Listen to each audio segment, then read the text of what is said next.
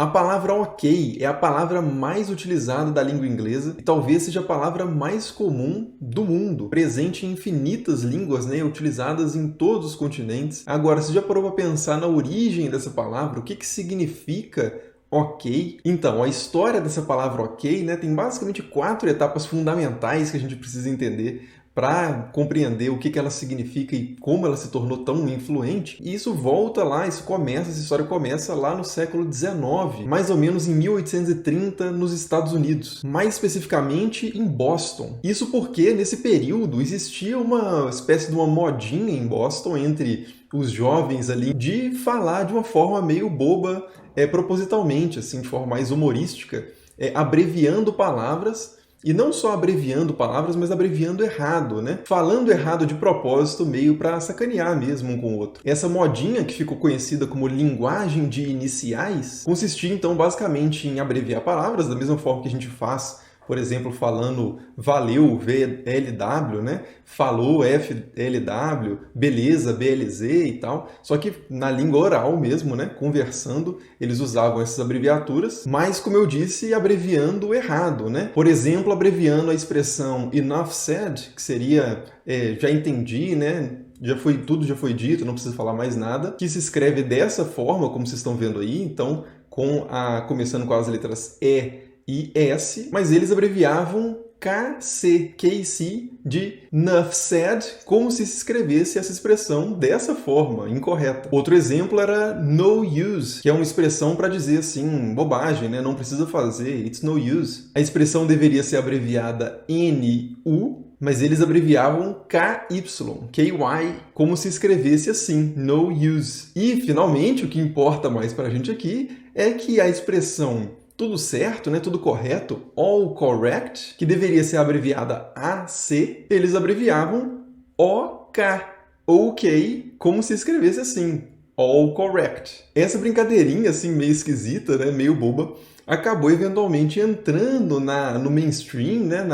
Nas plataformas mais formais, através principalmente de um editor de um jornal de Boston, e aí a gente entra na segunda etapa da história, que é o Charles Gordon Green, editor do jornal Boston Morning Post, que começou a usar alguma dessas abreviaturas, principalmente o OK, no jornal. É como se um jornalista hoje utilizasse beleza, BLZ, numa Folha de São Paulo, num estado de São Paulo, uma coisa desse tipo. Às vezes ele explicava o que ele estava querendo dizer com o OK, né? Mas às vezes ele nem explicava, né? De tão famoso que era essa brincadeirinha, essas abreviaturas naquela época e naquele lugar, né? Em Boston. Agora, como é que essa expressãozinha sai desse reduto ali de Boston, né? Isso acontece durante a campanha presidencial de 1840, quando o atual presidente dos Estados Unidos, né? Atual daquela época, que era o Martin Van Buren, começa sua campanha para concorrer à reeleição. E uma das peças da sua campanha eleitoral vai ser que, como ele era de Kinderhook, uma cidade ali do estado de Nova York, e como ele era já bastante avançado em idade, vão começar a chamar o Van Buren de Old Kinderhook, como se fosse assim no Brasil o velho Paraíba, né? Se a gente pensar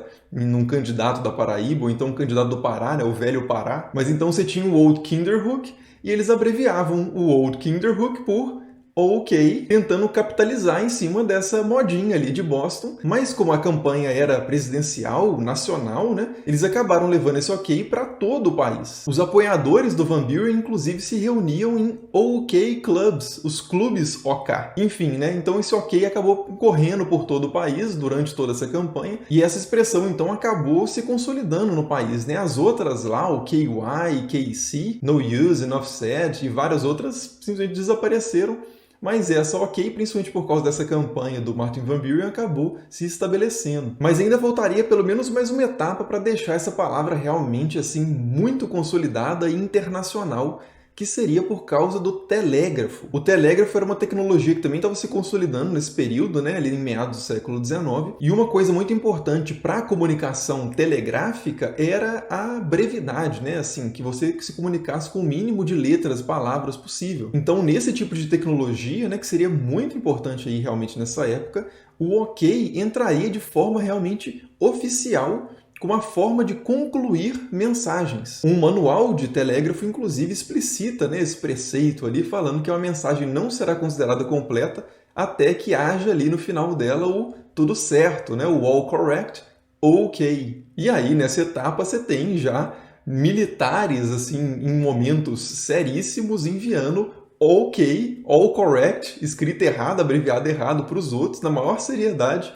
que é uma expressão que veio esses jovens à toa de Boston que abreviavam as palavras errado, né? Para você ver como é que a história, né, a história da língua, a história de uma forma geral, às vezes é muito menos lógica, muito menos séria, muito mais ocasional, e assim as coisas vão acontecendo, simplesmente, de repente, ninguém nem sabe de onde que mais veio as coisas e tá falando e repetindo e fazendo já com outros sentidos e tal, né? Mas enfim, né, essa é basicamente a história do OK, né, como é que o OK ganha o mundo, e aí, claro, a partir da cultura americana que vai dominar praticamente o mundo inteiro, né, ao longo da história, a gente vai ficar falando OK, todos os outros povos do planeta praticamente que tiveram contato com a cultura americana vão falar OK. E na raiz dessa palavra super popular, talvez a palavra mais dita no mundo hoje, estão justamente esses jovens à toa de Boston.